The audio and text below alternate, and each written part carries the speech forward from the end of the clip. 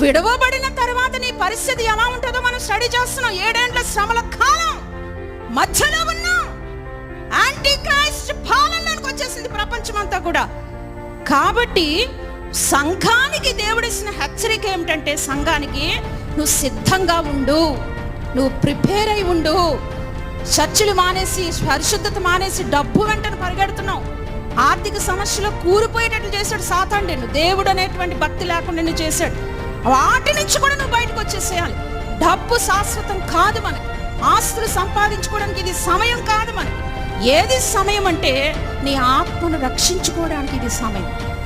ప్రభు ఎదుట నువ్వు నిలబడడానికి ఇది సమయం. విడువబడకుండా ప్రభుతో నువ్వు ఎత్తబడిపోవడానికి సమయం. కాబట్టి దేవుడు ఏం చెప్పాడంటే, 2 ఉంటే ఒకరు ఎత్తబడిపోతారు, ఒకరు విడిపడిపోతారు అని చెప్పాడు ప్రభు. నీ భర్త నువ్వు ఎత్తబడాలి. నీ బిడ్డలు 2 ఉంటే 2 ఎత్తబడాలి.